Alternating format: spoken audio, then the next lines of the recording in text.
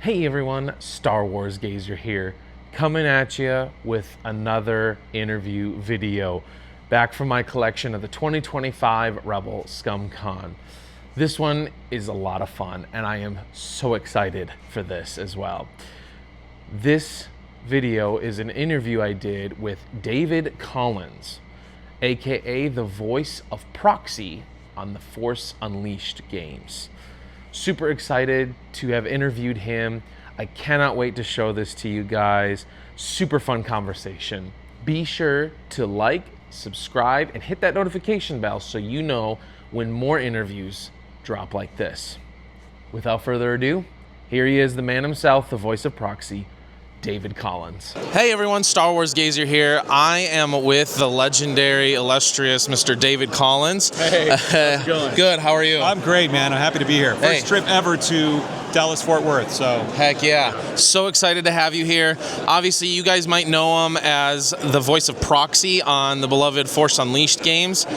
Da-da, dun, dun, dun, dun. But he has done a lot of other work in Star Wars. So start us off, kind of tell us, how did you get your start in Star Wars and LucasArts? It's a great question. You know, I was a theater kid growing up, but I was in and out of recording studios with the bands I was playing in. I loved music, studied it in school, and then, you know, in the 90s, I was playing all the new LucasArts video games in college, and I was learning how to use all the equipment, and I geared all of my classes towards getting an internship at Skywalker Sound, and through a long series of events and like years of emailing, I got a lucky break in the summer of '99, started at Skywalker, and then there was a sound assistant position opened up at LucasArts, moved over there, and just so many video games, because the PlayStation 2 came out at that time. Yeah. The console wars started, and suddenly it was Bounty Hunter, Starfighter, Obi-Wan, Republic Commando, Galaxies, KOTOR, Lego, Force Unleashed, Force Unleashed 2, Clone Wars games. I mean, it was just so much stuff.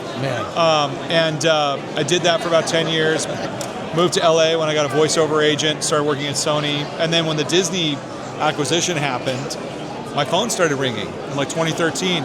And so for another 5 years, I just kept doing more cons and things like that. And finally, Matt Wood, who's my boss at Sky Sound, called me back in to start working at Lucasfilm Animation in 2018. So again, for the past almost 7 years, I've been working on Star Wars nonstop up at Skywalker Sound. So if you got in at 99, then you got in right as they were about to release Phantom Menace then, right? My first week as an intern, I watched the Phantom Menace at the Stag at Skywalker Ranch, the Stag Theater, which is their screening room there. Yeah. Where they had held that like MTV screening, you know, Yeah. same theater. And it was already in theaters. I knew when I went to go see the Phantom Menace at the movie theater that I was going to be an intern there weeks later. That's so cool. It was wild. And and then all through my time at LucasArts, I was making a lot of prequel-themed games. Okay. You know, Starfighter, Galactic Battlegrounds, the Clone campaigns, Jedi Starfighter, Bounty Hunter for Episode 2. Played all of those. All those games, you know. And then, but because I was a theater kid, the voice acting thing just kept going and going and going, and eventually starting with Knights of the Old Republic, started doing union voice acting and got an agent. That led to doing a ton of video games, and then eventually with Proxy and Star Wars The Force Unleashed, and a bunch of other stuff since then. That's cool. Yeah. So take us through that process. Like you said, you've been working through LucasArts for a little while. Yeah. You take us through that process of when the Force Unleashed started to become a thing, kind of, and they started to approach you like, hey, we want you to voice this. So what happened was, you know, after working in sound for a couple of years, I was really getting the bug to do more performance-based stuff. I was doing local theater, I was playing in local bands, and I would get these emails from the voice department, which was its own separate department at LucasArts at the time, saying, hey, the writers of such and such game want to try out their script. We want some temp voices that we can just record and put in the game to make sure it's all working. Yeah. Anyone who wants to be a temp voice in one of these games, just email me and come into the studio. I signed up like that. Yeah. And they were like, this is really good. So for about 3 years, I just kept doing temp voice after temp voice after temp voice. Eventually, one of the producers approached me and said, my wife's an agent in San Francisco. If you ever have a demo reel, let me know. And then I did a Trandoshan for Knights of the Old Republic, and it was a weird vocal. I could read pages and pages of Hatiz or Dosh or whatever it was and not trip over it. And that's when they got me into the Actors Union and started bringing me in regularly. So Republic Commando, Episode 3 of the video game, Empire at War, I mean, all those games I was doing voices for. So by the time Force Unleashed came out, I was full-on voice directing, playing roles and things, but I was part of the casting team on Force Unleashed. And my buddy Sam, I was trying to get him into games for years. He was, I met him years before because he went to Juilliard with my best friend growing up. Okay. So he was doing like Battlestar Galactica and Dexter and like all these, like his career was blowing up. And he looked like the concept art for Darth Vader's Secret Apprentice. He didn't have a name. It was just Darth Vader's Secret Apprentice. So my boss encouraged me, put his name in the pile of headshots for this character. And then he came in and did the audition and just crushed it. It was like brilliant. It was cast immediately. And so we're doing like the table read for Force Unleashed, and we hadn't cast all the characters yet. We still hadn't cast Proxy. And just our banter back and forth, and the whole room was laughing and things like that. And then they eventually just gave me the role because they're like, that really works. That's and cool. They could just kind of pick up on that energy. And a lot of that improvisation ended up in the game. Oh, that's cool. You know, like, it's like, Proxy, who's that? Oh, you're a new pilot. And it was like, Proxy, who's that? Why are we whispering? What's going on? You know, like, and people just started laughing. You know, you get the room going. And so that stayed in the game. And so that's kind of how that happened. That's so cool. And then eventually, when I moved to LA, I had an agent in LA based on all that work. So it was a very long, slow process. It's been 26 years of just feeling very lucky to get to work on Star Wars, which I love so much, and getting to work on various projects in both voiceover and sound. That's so cool. Yeah. I heard a story, and I think Sam might have told this, and correct me if I'm wrong, that in his not his interview, but his interview, right, to get the voice or whatever, that you guys had him trying to like meditate or whatever, and he was that?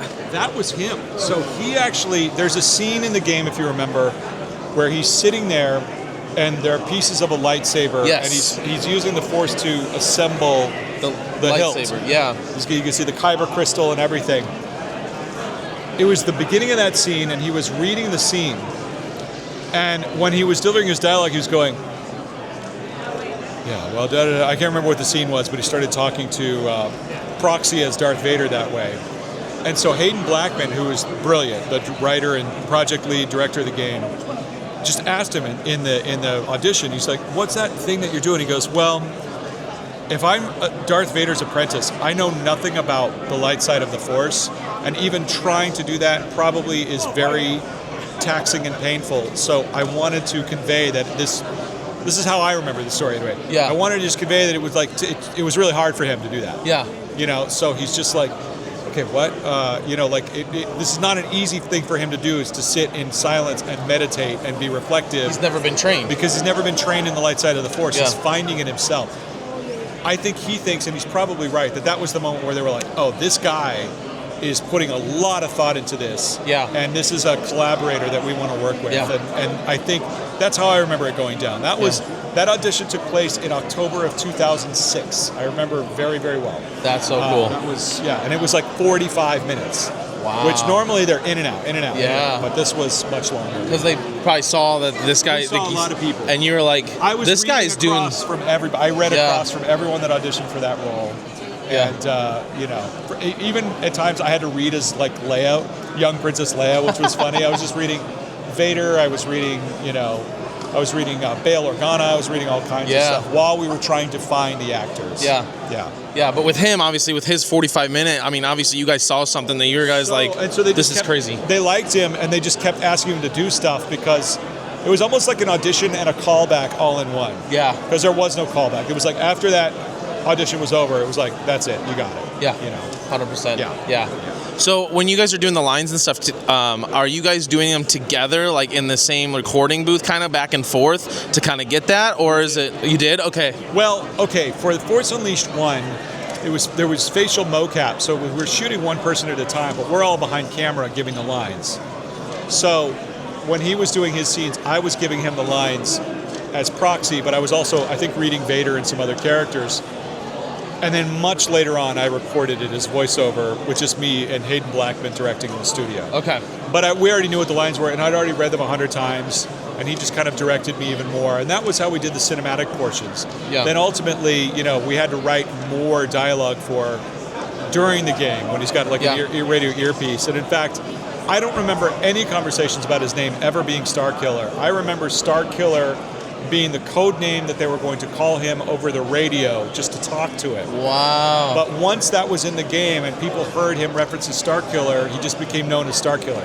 That's how I remember it anyway. Okay. Sometimes, there was a team of over 100 people, maybe up to 150 at one point. So I'm sure many people remember it different ways, but that's how I remember it. I remember reading the script going, Starkiller is just his code name that Juno's calling him. Yeah.